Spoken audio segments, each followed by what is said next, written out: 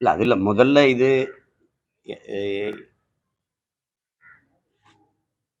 எல்ரைட்டு குமார் அவர்கள் தயாரிச்சு என்னுடைய தம்பி வெற்றிமாறன் எடுத்த விடுதலையினுடைய 2ஆம் பதிப்பு இது. முதல் இதுல பார்த்தோம். அதை எல்லாருக்கும் ஒரு எதிர்பார்ப்போட அதை முடிச்சிருந்தாரு. இப்ப 2ஆம் பாகம் வந்து வெளியாகி ஓடிக்கிட்டு. இது ஒரு படம் அப்படின்னு நம்ம சொல்றதை விட அடிமைப்பட்டு ஒடுக்கப்பட்டு வீழ்த்தப்பட்டு கிடக்கிற நம்ம இன மக்கள்னு இல்லை, உலகம் பூரா இருக்கிற எல்லா மானுட சமூகத்திற்குமே விழிப்புணர்வு பெற்று எழுச்சி பெற்று ஒன்றிணைந்து போராடினால்தான் உரிமையை கொஞ்சமேனு மீட்க முடியும், காக்க முடியுங்கிறதுக்கான ஒரு குறியீடு தான். புரட்சியாளர் அண்ணல் அம்பேத்கர் அவர்கள் வரலாற்றில் புறக்கணிக்கப்பட்ட இனத்தின் மக்கள் ஒரு நாள் தங்களுக்கான வரலாற்றை தாங்களே எழுதுவார்கள்னு சொன்னது ஒரு குறிப்பிட்ட சமூக இன மக்களுக்கானது இல்லை, உலகம் பூரா இருக்கிற மானுட சமூகத்துக்கானதுதான். இழந்துவிட்ட உரிமைகளை பிச்சை கேட்டு பெற முடியாது, போராடித்தான் பெற்றாக வேண்டும் என்றும் அவர் போதித்ததும் ஒரு குறிப்பிட்ட ஒரு கூட்டத்துக்கு இல்லை, மொத்த மானுட சமூகத்துக்கும் தான். அப்படியான ஒரு படமாக தான் இதை நீங்கள் ஒரு படம்ங்கிறத ஒரு பாடம், ஒரு படிப்பினை, ஒரு புரட்சிகர ஒரு போராட்ட வரலாற்றை கொண்ட ஒரு புதினம்னு சொல்லலாம். ஒரு நாவல், ஆங்கிலத்தில் நாவல், ஒரு புதினம் அப்படிதான் சொல்லலாம். அதில் இருக்கிற உரையாடல்கள்லாம் வந்து ஒவ்வொன்றும் வந்து விலை மதிப்பிட முடியாத வைர கற்களாக தான் நான் பார்க்குறேன். வெறும் வார்த்தைகள், சோடனை மிகுந்த சொற்களாக நான் பார்க்கல. அது நீண்ட காலமாக அழுத்தப்பட்ட, எப்படி வைரம் அது நிலக்கரியா மாறுதோ, மரம் செடி கொடிகள் தான் மக்கி வெப்பத்தாலும் அழுத்தத்தாலும் வந்து கரியா மாறுது. அது மாதிரி நீண்ட காலமாக வலி, காயம், துயரம், துன்பம் இதை தூக்கி சுமந்து வந்த மக்களினுடைய அந்த வலியின் மொழிதான் இந்த படத்தில் இருக்கிற உரையாடலா நான் பார்க்குறேன். அது ஒவ்வொன்றுமே ஒரு தத்துவமா வந்து விழுந்திருக்குது. அது வருங்கால பிள்ளைகளுக்கு எல்லாமே ஒரு கோட்பாடு.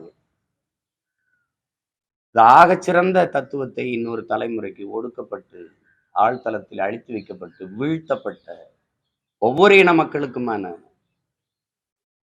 ஒரு படிப்பினையாக தான், ஒரு பாடமாக தான் இதை பார்க்கிறேன். குறிப்பாக இந்த தலைமுறையில் தமிழ் தேசிய இன பிள்ளைகள் நாங்கள் அனுபவிக்கிற துயர துன்பங்களை, கொடுமைகளை வெளிப்படையாகவும் நேரடியாகவும் மறைமுகமாக எப்படி பார்த்தாலும் எங்கள் தாத்தா கலியபெருமாள் அவர்களுடைய இது போராட்ட வரலாறு தான் இருந்தது. வாத்தியார் கலியபெருமாள் பெருமாள் வாத்தியாரா வர்றாரு. அவருடைய முடிவு இது இல்லை, அது தம்பி அவர் திரைக்கதைக்காக, திரைப்படத்திற்காக, அது படைப்புக்காக அதை முற்று வச்சிருக்கிறார். இதுல எவ்வளவோ காட்சிகள் அது நெகிழ்ந்து உருகி போற மாதிரி இருக்குது. ஒவ்வொன்றும் அது கடைசி நொடிகள் வந்து ஒவ்வொன்றுமே ரொம்ப அருமையா பண்ணியிருக்காரு.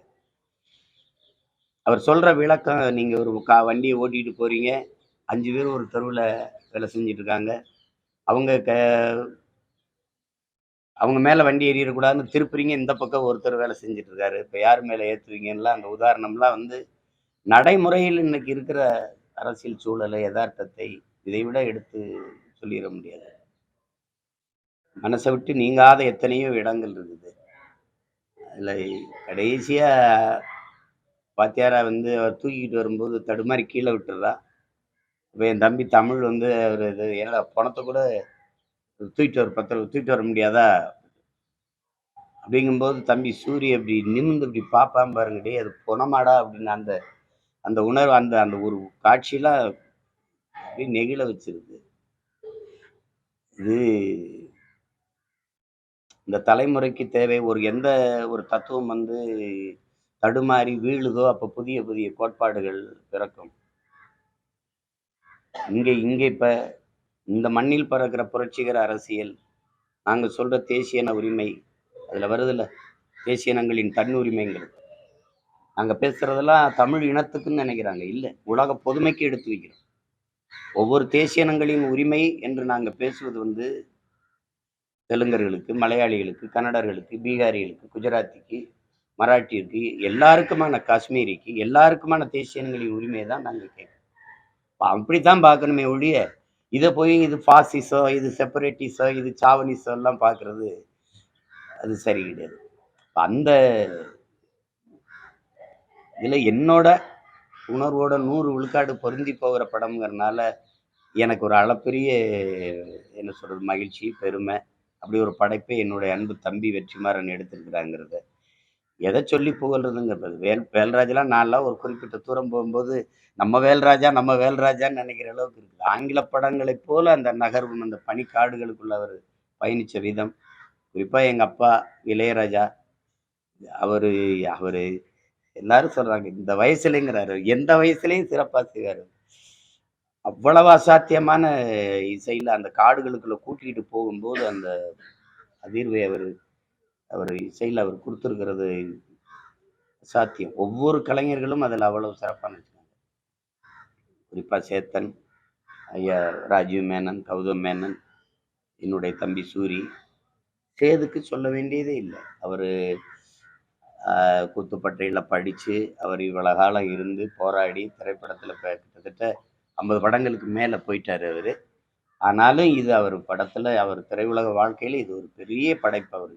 சேதுக்கு இது ஒரு வரலாற்று கத கதாபாத்திரம். அத எடுத்து அவ்வளவு நேர்த்தியா செஞ்சுட்டாரு. சாதாரணமா செஞ்சுட்டாரு.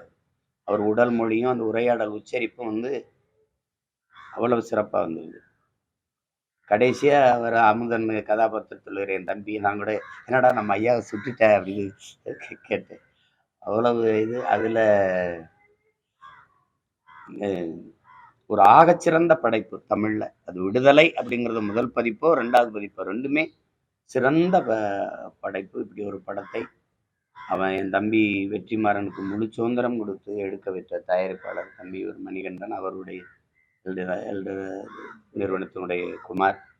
அவங்க அவன தம்பியோட ஒத்துழைச்ச ஒரு கலை இயக்குனர் உதவியாளர்கள், அந்த மலைகள்ல சாப்பாடு கொண்டு கொடுத்த தொழில்நுட்ப கலைஞர்கள், படத்தொகுப்பாளர், சண்டை காட்சி அமைத்த கலைஞர்கள் எல்லாருமே மிகுந்த பாராட்டுக்குரியவர்கள். ஒலிக்கலவை செய்த பொறியாளர் எல்லாருக்குமே என்னுடைய மனந்திறந்த பாராட்டுகளும், வாழ்த்துக்களும். இது உலக தமிழ் மக்கள் போற்றி கொண்டாட வேண்டிய ஒரு அரிய படைப்பை என்னுடைய தம்பி குடுத்திருக்கிறாருங்கிறதுல எனக்கு பெருமையும், மகிழ்ச்சி.